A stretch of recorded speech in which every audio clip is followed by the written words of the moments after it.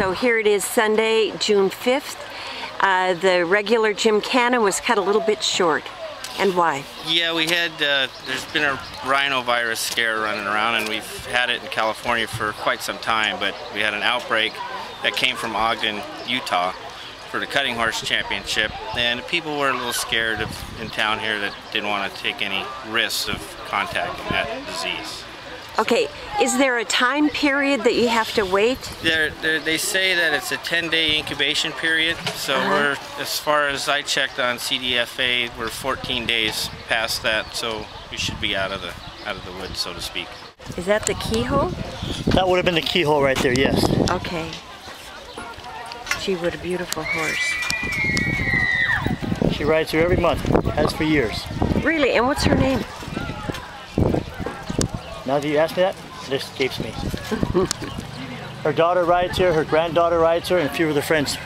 Okay, and now, what were you saying about it's a family event, the Gymkhana? This whole Gymkhana event is pretty much put on for the kids and for the family. You know, it gets everybody down once a month. You know, the family comes together, friends come together. It's like an outing. And it teaches horsemanship, it's got camaraderie, and, you know, just all the basics for the kids. So, okay, now if they don't know how to ride an event, do you teach them? Yes, rangers will do a walkthrough, or you can have a parent do a walkthrough, but that's what us rangers are here for, is to help the kids out, adults. You know, if you don't know the patterns, if you're not sure, we are here to help. We are here to assist. You know, it's always good, after you run them hard all day, it's always good to kind of just, you know, let them unwind, just like people. After a hard day's work, you want to go home, kick your feet up, unwind a little bit. Oh boy, they're just beautiful. Yeah, those are a couple good looking horses. Let's see, we had, for the month of April, 5 reports. We were down. And then we've had, let's see, these are hot off the presser, by the way. 10 in May, and that's just not to say anything. We had, just so you know, in your sister city, the big thing we've had last month, the same as burglaries. We had 7 in Acton and 2 in Agua Dulce last month. Our stats for last month were, we had 23 traffic collisions.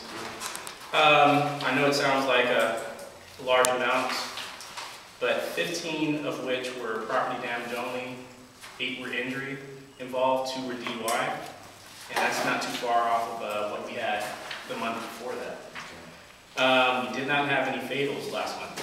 I know that we talked about the roadway surveys, more in particular, the roadway survey between Sierra Highway on Agua Dulce to the airport area, where there was a 40-mile-per-hour speed limit sign that was down. And, you know, as we all know, we can't enforce any speed limits unless that roadway survey has been performed. And tonight we have Mr. Jeff Harkins. He's from Public Works, and he's the Assistant Director, District Engineer. And he can kind of shed a little light on what the process is and, you know, what needs to go into doing that, okay? Before a street gets posted for speed limit, there's got to be what's called an engineering and traffic survey done. Okay, what they do is they take speed surveys of all the cars that are coming through the area and take the 85th percentile to set the speed limit. Okay, they go to the next, or they go to the nearest 5 miles an hour. So if the speed comes back, the 85th percentile is 42, they round it down to 40. If it's 43, they round it up to 45. Okay. Those speed surveys are in effect for about a 7-year period. Okay. They can be extended for an additional 3 years. However, the process to get it extended is almost as intensive as the survey itself. So when somebody asks us to do, you know, the studies, we just rather do a new survey. So instead of just getting 3 years, we'll get 7. Fire Station 81 is still continuing their brush inspections. They have roughly about 1,400, which is quite a good number. So each shift has 300, 400, 500 to complete. They've already started, and so they're working through those issues. As you all well know here on the council, anything you need from the fire station, you have a concern about property, not your own, concern about your property, they will come out and walk the property, go look at it for you, walk your house, not just the brush inspection part of your house, but they'll walk that with you to give you the best advice as to how to stay safe, so don't hesitate to call them. The overall results were 36 no's, 52 yeses, and 12 abstained. Is that enough? So those are percentages, right? Percentages, yes. Oh, that's 36%. No. Right, 36% yes. No. I'm sorry. 36% no, 52% yes, 12% abstained. And So that means it passed? Pardon me? I'm sorry, that means it passed. It did pass. There are a few areas in the details where it may not have the majority, and regional planning may take that out. But they have every intention, if they get the go-ahead from you guys, to take the document to the Regional Planning Commission. Highways and local streets passed by 78%. That's So no street lights, no curbs. yes. Right. Yes. The signs, everything was smaller signs than normal. That passed by 67%. Trails, and this is just the stuff that blows me away, didn't pass. There was 52% no. Too much, huh? So it just, I can't understand it. Oh. Significant ridge lines passed, 67%. Drainage was the 43% no, 45% yes.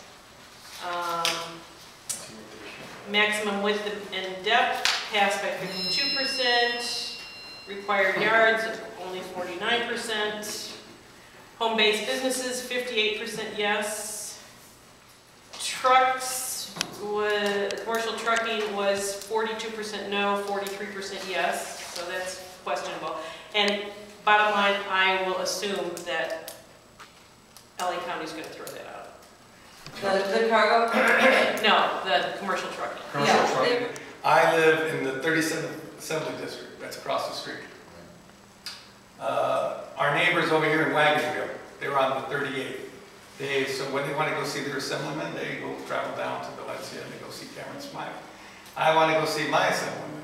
I have to travel down the freeway for over 65 miles to Las Posas Road and Camarillo. No, serious. Jeff Correll is my representative. Wow. And then if you're in Acton, you can travel down to Palmdale and see Steve Knight. So there's obvious comments and desires. Things got to change. I mean, this was gerrymandered to assure that all the politicians that were in office in the year 2000 stayed in office until the year 2010. This is our one chance to make any changes. I wanted to highlight a few programs that are coming up at the library. On Saturday, June 11th, we're having a family communication program with Dr. Barry Levine to come and talk about how to communicate more effectively with loved ones and those that you do not love but want to talk to. We're having a suicide prevention workshop on Monday night. The target audience is adults that work with teens, youth leaders, church leaders, teachers, concerned parents, on how to identify suicidal tendencies and intervene appropriately. It's on Monday, June 13th at 6 o'clock. At 6 o'clock? That's correct. And then on Tuesday, June 14th, we're having our celestial exploration with the Friends of the Library. That's starting at 7:30. You know, Agua Dulce will be affected tangentially because we made the point over and over again that it would literally create 3 zones or divisions in Acton and would effectively kill the town. And that will kill the schools. You can't support the schools if you don't have the towns working together.